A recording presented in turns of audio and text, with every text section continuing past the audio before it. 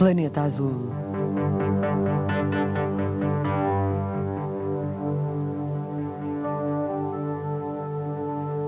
Em 1648, o bispo da Irlanda, James Ussher, declarou que a Terra fora criada às 10 da manhã do dia 26 de outubro, no ano 4004 a.C. Usara as Sagradas Escrituras para calcular as idades dos patriarcas bíblicos e assim chegar ao que pensara ser o momento exato da criação. Argumentou também que a superfície da Terra não mudara em 6 milénios. Estranhamente, esta afirmação não foi contestada até ao fim do século XVIII, quando outros tentaram provar que a Terra existia há muito mais tempo e que a sua geologia fora gerada por uma lenta e ininterrupta transformação.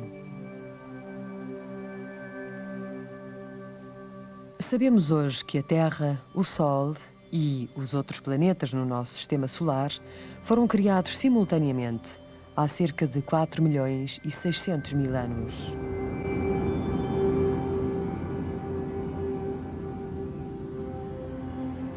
Tal como esses outros corpos celestes, a Terra foi formada quando uma imensa nuvem de poeira cósmica se condensou e solidificou.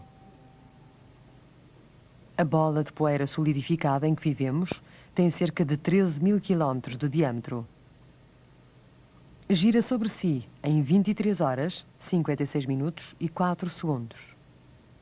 Essa rotação produz o dia e a noite.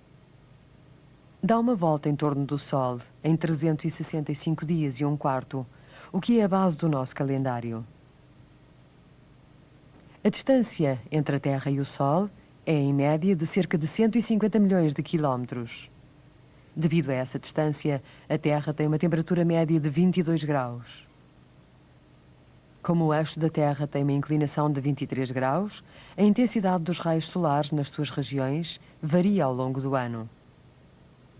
Essa variação é o que dá origem às estações. A Lua é o satélite natural da Terra.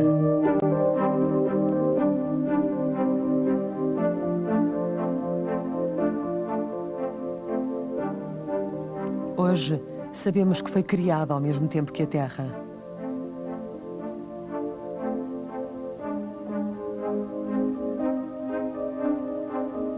Numa escala cósmica, a distância que separa a Lua e a Terra não é nada.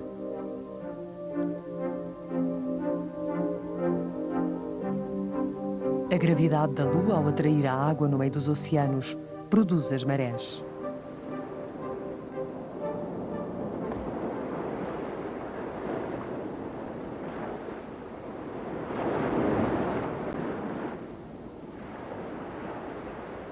Quer seja neve, gelo, nuvens ou oceanos, a água encontra-se em toda a parte da Terra.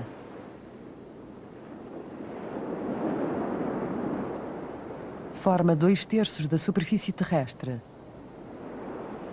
É essencial aos homens, aos animais e às plantas.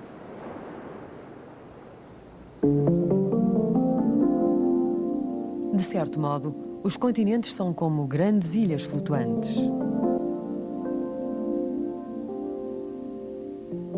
A teoria da tectónica das placas, unanimemente aceita pelos cientistas, mostra que os nossos continentes fizeram em tempos parte de uma grande massa de terra.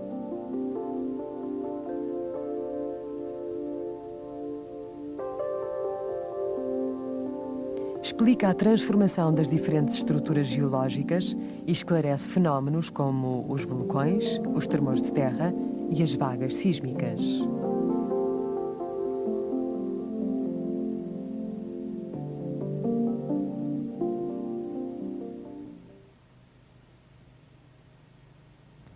Como a maior parte dos corpos celestes, a Terra tem um campo magnético que se situa aproximadamente entre os dois polos geográficos do planeta. Esse campo magnético reage aos ventos solares. A reação gerou a cintura de Van Allen, que, por sua vez, cria as auroras boreais. O campo magnético foi medido pela primeira vez pela sonda Explorer 1, lançada em 1958.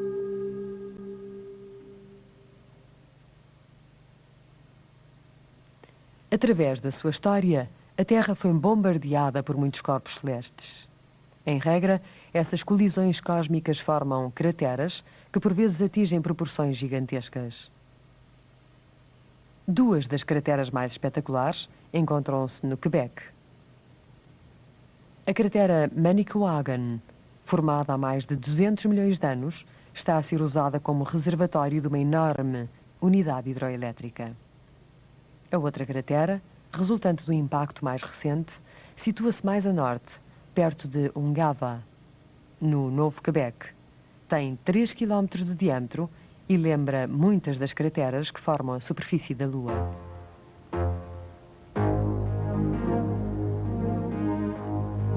A 30 de junho de 1908, dezenas de quilómetros quadrados de floresta em torno de Tunguska, no centro da Sibéria.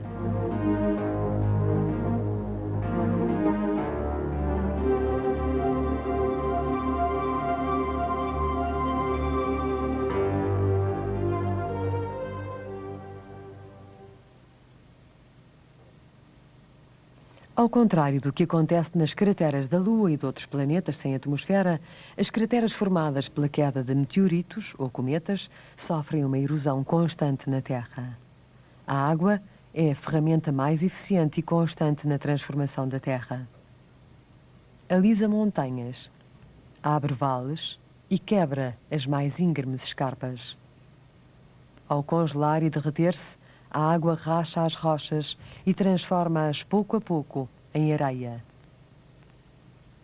O vento faz o resto, sopra e transforma a paisagem da Terra. Longe de ser um simples grão de areia a flutuar no espaço, a Terra está sujeita a transformações constantes devido à sua atmosfera.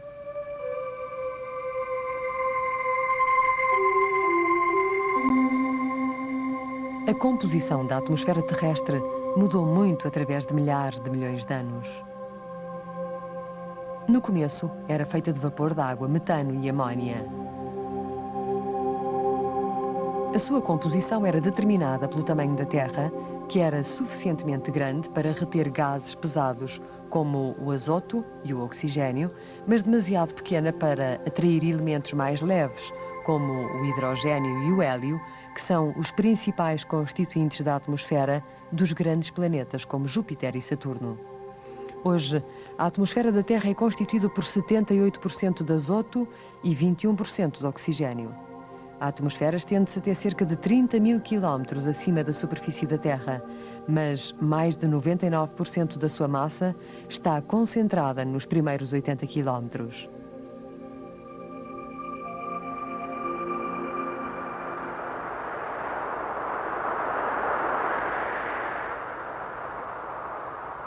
Ventos de todas as espécies agitam constantemente a atmosfera e as nuvens. Por vezes, esses ventos são violentos, tornam-se em ciclones e tornados e deixam um rastro de destruição. Uma larga variedade de condições físicas produzem climas diferentes em vários lugares da Terra. Analisá-las é muito difícil. Como há muitas condições meteorológicas extremas na Terra, é difícil compreender como podem coexistir num planeta.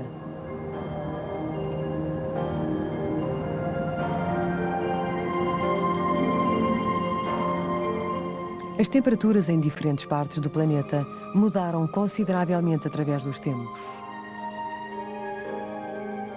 Excluindo as variações a curto prazo, o movimento da Terra em relação ao Sol produz condições extremas de tempo.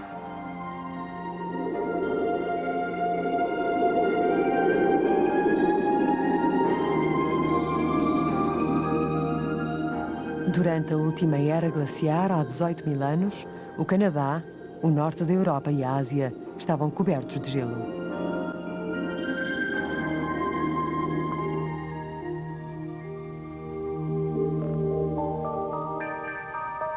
A vida começou a desenvolver-se na Terra 2 mil milhões de anos depois dela ter sido criada. Mal começámos a aprender a alquimia que transformou a matéria inerte em organismos capazes de crescerem e reproduzirem-se.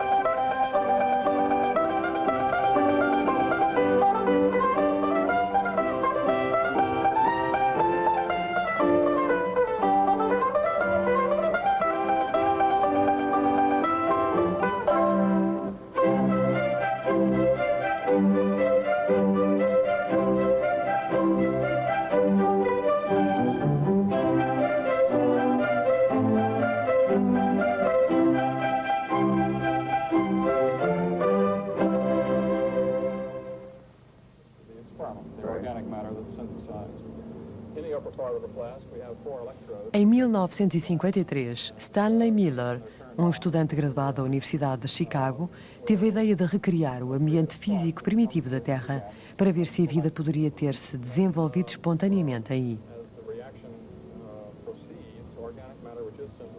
O estudante, que tinha 23 anos, encheu um globo de vidro com metano, amónia e hidrogênio. Depois, expôs essa atmosfera primitiva a descargas elétricas semelhantes às dos relâmpagos que ocorreriam com regularidade nesse tempo.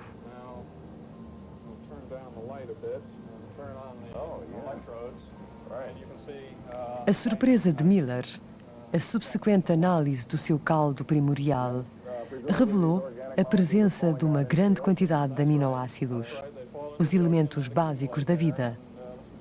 Desse modo, provou que a vida podia ser feita nascer da matéria. As primeiras formas de vida unicelular passaram por uma grande revolução com a fotossíntese. Essa reação, pela qual os organismos vivos usam diretamente a energia solar, criou condições para o desenvolvimento da vida nos oceanos.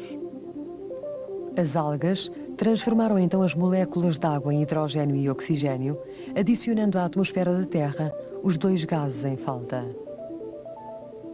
As grandes quantidades de oxigênio libertadas pelas algas foram usadas por um novo tipo de célula que o consumia. Essas novas células multiplicaram-se e espalharam-se pelos mares.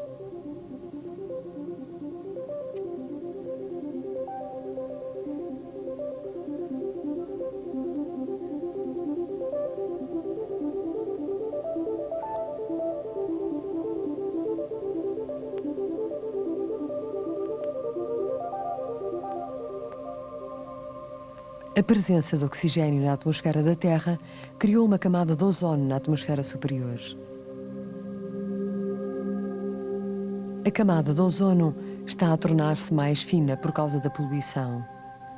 No Polo Sul, desapareceu até em parte. Se essa camada protetora for destruída, a vida na Terra será mais uma vez ameaçada pelos raios ultravioleta do Sol.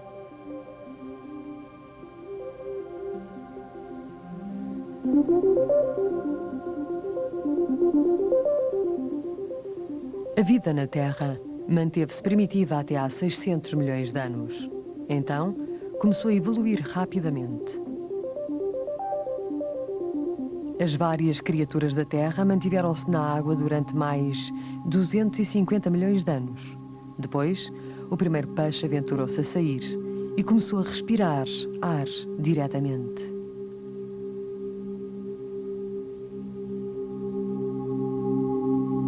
Passados outros 50 milhões de anos, esses primeiros seres terrestres evoluíram, tornando-se nos répteis que hoje conhecemos.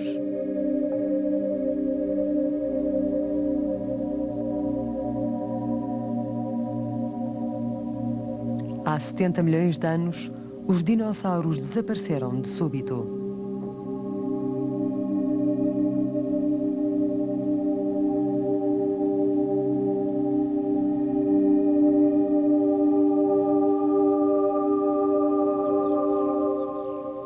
Cederam lugar aos mamíferos, que começaram a povoar a Terra e a diversificar-se nas muitas espécies que hoje nos são familiares.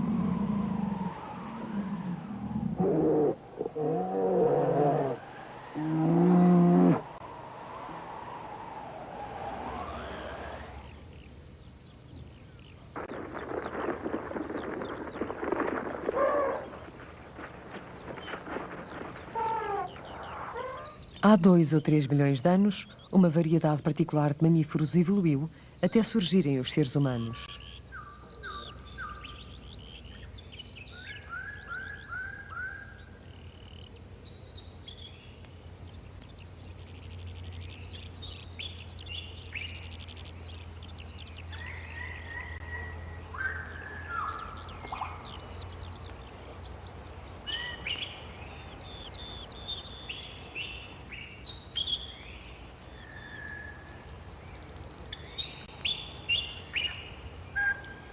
Esta teoria da evolução foi desenvolvida por Charles Darwin, um inglês.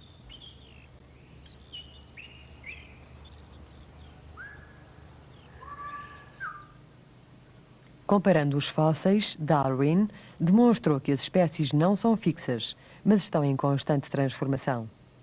Traços comuns uniam espécies diferentes, que pareciam não ter qualquer ligação entre elas.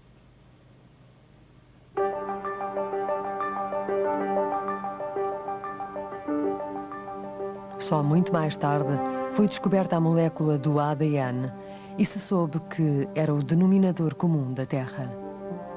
Foi encontrada em todos os organismos vivos, das mais primitivas bactérias aos seres humanos. Esta molécula gigante contém uma longa série de instruções passadas para uma célula durante a sua formação inicial e que determina a sua evolução. Hoje, é possível descodificar a informação contida nas moléculas de ADN e modificá-las para criar novas formas de vida. Mas estas formas de vida em nada se comparam à espécie humana, que precisou de milhões de anos para evoluir.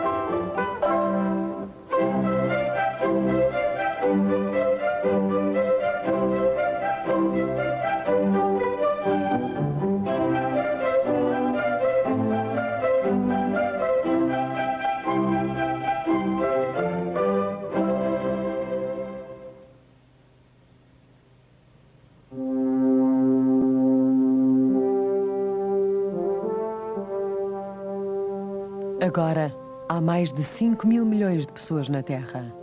Construíram cidades e civilizações inteiras. Em poucas centenas de milhares de anos, os homens conseguiram dominar a Terra, fazendo outras criaturas trabalhar para eles e explorando os recursos naturais do planeta.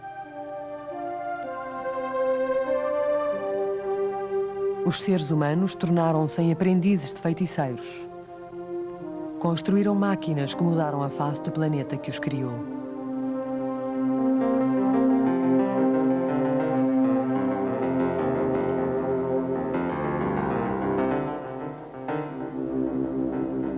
Estarão os homens à beira da destruição da biosfera. A poluição dos oceanos, da chuva ácida, dos detritos tóxicos e do efeito da estufa, causado por uma camada de ozono em deterioração, são apenas algumas das muitas ameaças à sobrevivência do ecossistema e da nossa civilização. A violência, a guerra e o armamento nuclear pesam fortemente e ameaçam pôr um fim brutal a alguns milhares de milhões de anos de evolução.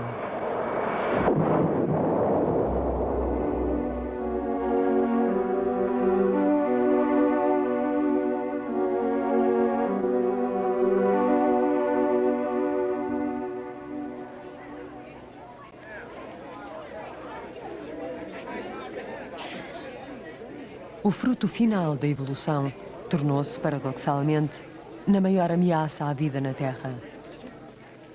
Precisamos de toda a nossa sabedoria para nos certificarmos de que a ameaça é somente temporária e que a vida continuará pela estrada do progresso.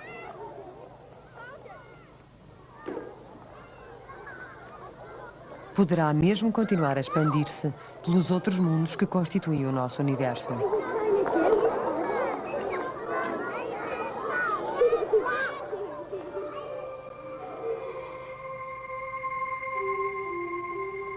É possível reproduzir noutros planetas as mesmas reações físico-químicas que conduziram à vida na Terra? Antes de respondermos a tal pergunta, devemos recordar que se formaram planetas em volta de milhares de milhões de estrelas espalhadas pelo universo. Todas as teorias supõem que há sempre planetas em torno das estrelas. Tudo quanto falta é que um planeta tenha o mesmo tamanho da Terra e esteja a uma distância tal do seu Sol que a pressão atmosférica e a sua temperatura sejam as mesmas da Terra.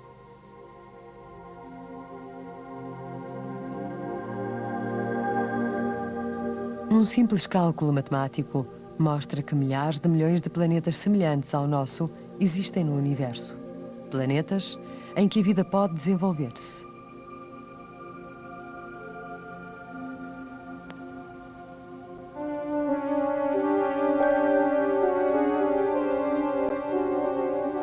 Certos indivíduos afirmam que as criaturas extraterrestres já visitaram a Terra e contactaram os humanos. Mesmo pensando que muitas dessas histórias são claramente fantasistas, nem todas podem ser recebidas com um encolher de ombros. As leis da física mostram que é virtualmente impossível saber o que se passa em todo o cosmos. As distâncias que nos separam de outros mundos potencialmente habitados são demasiado vastas, tornando impossível encontrarmos-nos com os nossos vizinhos galácticos. Como poderemos entrar em contacto com esses vizinhos hipotéticos? É possível comunicar através de uma grande distância. As ondas de rádio viajam a 300 mil quilómetros por segundo e demoram somente alguns anos para cobrir as distâncias que nos separam dos sistemas solares vizinhos. Há todas as razões para crer que civilizações que se desenvolveram há algures no universo têm tentado comunicar com o mundo exterior. Para captar quaisquer possíveis transmissões, estações de escuta têm sido construídas em várias partes do mundo. O grande radiotelescópio de Arecibo, em Porto Rico, tem sido usado para procurar captar e mesmo transmitir sinais para o distante grupo de estrelas designado por M13.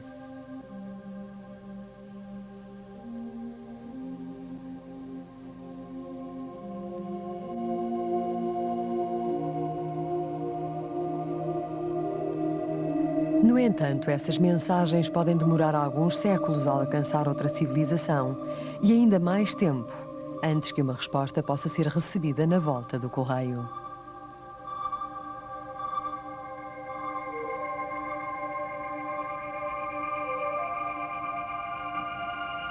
Tudo quanto podemos fazer é esperar um sinal de uma civilização distante que talvez venha a desaparecer antes da sua mensagem chegar até nós.